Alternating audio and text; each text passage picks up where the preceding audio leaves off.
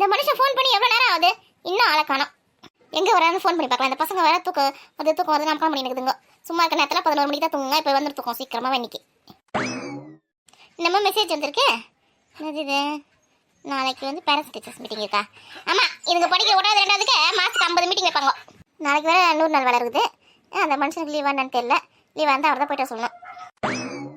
ஸ்கூலுக்கு போனால் அந்த மிஸ்ஸுங்க வந்து சதீஷ் தான் ரொம்ப சேட்டை பண்ணுறான், படிக்க மாட்டான்னு சொல்லிட்டு கம்ப்ளைண்ட் பண்ணுவாங்க. அவங்க அப்பா அனுப்பிச்சு விட்டா தான் தெரியும். ஏன்னா அதில் செல்லம் கொடுத்து கிடைக்காது பசங்களே. என்னது இது? ஒரு சத்தத்தையுமே காணோம். நம்ம ஃபோனில் சிக்னலே இல்லை. சிக்னல் இருந்தால் தானே ஃபோன் போவோம். பணியில் நின்று என்ன பண்ணிருக்கா இவா? ஒரு பாயிண்ட் சிக்னல் தான் காமிக்குது. அதுக்கப்புறம் எங்கேருந்து நமக்கு ஃபோன் போவோம்? இந்த மனுஷன் நம்பி வேற நான் நின்று இருக்கேன். வாங்கி வராரா எதுனா சாப்பிட்றதுக்கு இல்லையா தெரியல. இல்லைன்னா மாவு பாக்கெட் வாங்கி இட்லி ஊற்றி சட்னி ஆச்சு சாப்பிட்டு கும்பிட்டு படுக்கலாம். பசங்க வர தூக்கம் வந்து சொல்லிடுங்க. அதுவும் எவ்வளோ தான் முடிச்சுருக்கோம். ஏடி ராதிகா, என்னடி பண்ணுறீங்க? பணியில் நின்றுங்க. அதை ஏன்க்கா கேட்குறேன்? என் வீட்டுக்காரன் ஃபோன் பண்ணி எதுவும் சமைக்காத, நான் வந்து பசங்களுக்கு சாப்பிட்டுக்கு தான் வாங்கி வரேன் அப்படின்னு சொன்னார். சரி மனசாரி சொல்கிறாரு, நம்ம சொன்னதை வாங்க மாட்டார். என்னமோ அதிசயமாக இவர் சொல்கிறாரு, சரி வாங்கி வரட்டும், நம்ம எதுவும் செய்ய தேவையில்ல சொல்லிட்டு உட்காந்துருந்தா மணி நான் பார்த்தியா? மணி 9 கிட்ட ஆக போகுது. இன்னும் ஆளை காணோம். ஃபோன் பண்ணி கேட்கறதுனே எங்கே இருக்கிறாருன்னு. அதான்க்கா ஃபோன் பண்ணேன். ஃபோனில் சிக்னலே காட்ட மாட்டுது. சிக்னல் இல்லையா? முதல் ஒரு வாட்டி ஃபோன் பண்ணேன், அவருக்கு சிக்னல் கிடைக்கல போகுது. நீங்கள் தொடர்பு கொள்ளும் வாடிக்கையால தொடர்புக்கு எல்லைக்கு உள்ளார் அப்படின்னு சொல்லிச்சு. வா முன்ன மாதிரி இருக்கலடி, அதனால தான் சிக்னல் கிடைக்க மாட்டுது. ஆமாக்கா அதான் போல சிக்னலே கிடைக்க மாட்டேது. இல்லைன்னா 3 பாயிண்ட் 4 பாயிண்ட் என் ஃபோனில் நல்லா சிக்னல் வரும்.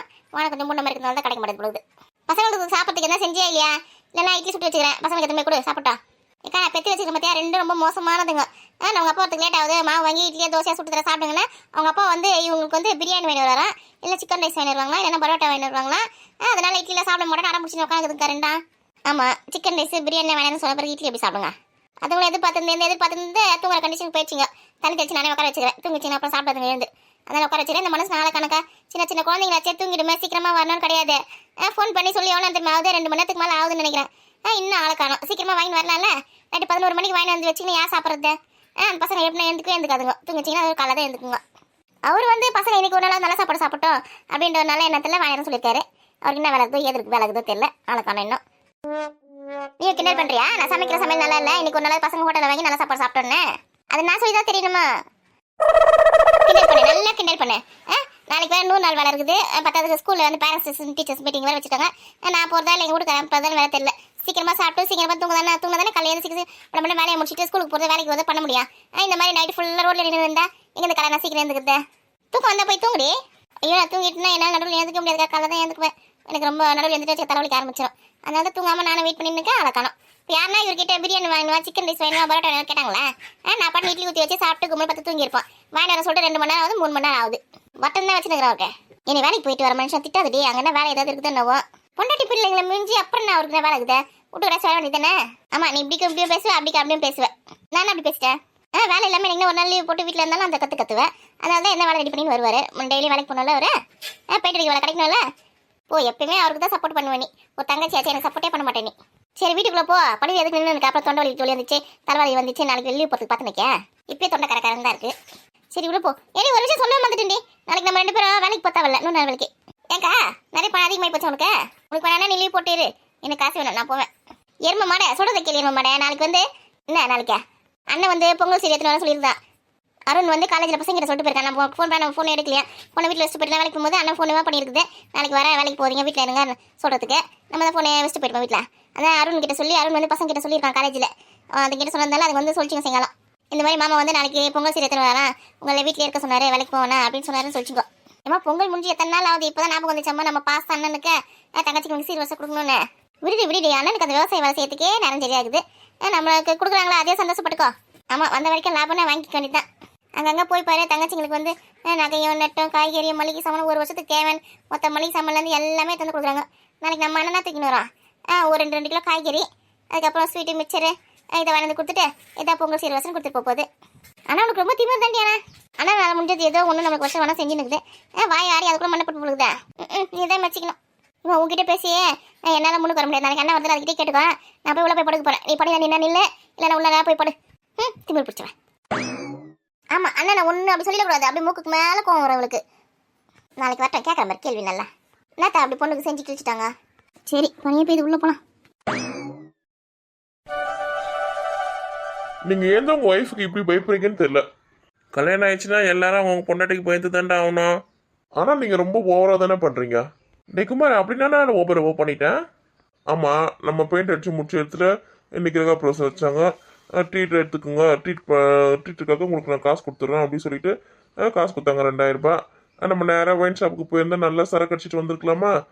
அதை விட்டுட்டு பசங்களுக்கு வந்து சிக்கன் ரைஸ் வாங்கிக்கிறேன், அப்புறம் வந்து பழம் வாங்கிக்கிறேன், ஸ்நாக்ஸ் வாங்கிக்கிறேன் சொல்லிட்டு அந்த காசுக்கு மொத்தத்துக்கும் எல்லாம் வாங்கிட்டு வந்து நிற்கிங்க. எனக்கும் சரக்கம் வாங்கி தரல, எதுவும் வாங்கி தரல. எனக்கும் வீட்டுக்கு எடுத்துகிட்டு போய் கொடுன்னு பழமும் ஸ்நாக்ஸும் சாப்பிட வாங்கி கொடுத்துருக்கீங்க. நமக்கே என்னைக்காவது ஒரு நாள் தான் இது மாதிரி ட்ரீட்லாம் வச்சுக்கோங்க சொல்லிட்டு காசுலாம் கொடுப்பாங்க. நீங்கள் இது மாதிரி பண்ணுறது எனக்கு கொஞ்சம் கூட பிடிக்கலண்ணே. டேய் குமார், இப்போ வந்து அவங்க நமக்கு 2000 ரூபாய் கொடுத்தாங்க, ஆளுக்கு 1000 ரூபாய் சொல்லிட்டு என்ன, அதை வந்து நம்ம சரக்கு அடிச்சிருந்தா ஒரே நாளில் அது காலி ஆகிட்டு இருக்கும். இப்போ வந்து நம்ம பசங்களுக்கு வந்து அதுங்க பிடிச்சதை வாங்கிட்டு போய் கொடுக்குறோம் சாப்பிட்றதுக்கு. அதுங்க வந்து நல்லா சந்தோஷமாக சாப்பிடுங்க, அதை பார்க்கும்போது நம்மளுக்கும் சந்தோஷமாக இருக்கும். இந்த சந்தோஷம் முக்கியமாக இல்லை நம்ம தனியாக அந்த 10 பைசாக்கு பிரோஜனம் சரக்கு அடிக்கிறது முக்கியமா? அதில் என்ன சந்தோஷம் இருக்குது சொல்லு? நம்ம சரக்கு அடிக்கிறது என்றைக்கோ ஒரு நாள் தானே அடிக்கிறோம். அந்த ஒரு நாள் கூட சந்தோஷமாக பொண்டாட்டி பிள்ளைங்களோட சந்தோஷத்தை பார்த்து நம்ம சந்தோஷப்படணுண்டா. போனே நீல வேலைக்கே ஆக மாட்டேன். டேய் நான் கூட கல்யாணம் ஆன புதுசில் உன்னை மாத்தாண்டா இருந்தேன். ஆனால் எங்கள் ராதிகா இருக்கா பார்த்தியா, செவுத்துல ஒரு கால் வச்சு நெஞ்சில் ஒரு கால் வச்சு கும்மு கும்முன்னு எப்போ மூஞ்சிலே குத்துனாலும் அன்னைக்கு திறந்துடுவோம்டா. அந்த நாள்லேருந்து நான் சரக்கே கையில் தொட மாட்டேன். ஆமாம், சரக்கு தொட்டாலே என் பொண்டாட்டி என்னை உதச்ச ஞாபகம் தான் ஞாபகம் வரும். ஓ அண்ணனுக்கு இவ்வளோ பெரிய ஃப்ளாஷ்பேக் இருக்கோ, அதனால தான் சரக்குன்னு சொன்னா எகிரி குச்சி ஓடுறீங்களா? ஆமாண்டா, பொண்டாட்டிக்கிட்ட அடி வாங்கி போறா தெரியும், ஒரு ஒரு அடியும் எப்படி இடி மாதிரி விடணும்னு. இது தெரியாம போச்சு தன்னாலா? ஆமாம், அவள் சொல்கிற பட்சம் கேட்டு இருக்கிறதுனால தான் எனக்கு ஒரு வீடு வாசல் வாங்கியிருக்கிறேன், 2 குழந்தைங்களை படிக்க வைக்கிறேன், நிம்மதியாக நைட்டுக்கு வந்தவொடனே கடன் தொல்லை இல்லாமல் நிம்மதியாக படுத்து தூங்குறேன். இருக்க ஒரே ஒரு கடன் இருக்குது, அந்த வீட்டுக்கு கடன் அடிக்கணும், அதை சீக்கிரமாக முடிச்சிடுவோம்.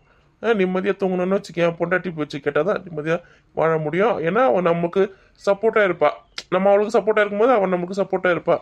ஏட்டிக்கு போட்டி இல்லாமல் நீ பெரியவனா நான் பெரியவனா சண்டை போடாமல் ஒத்துப்பட்டு வாழ்ந்து வச்சுக்கேன், அதுதான்டா சொர்க்கம்.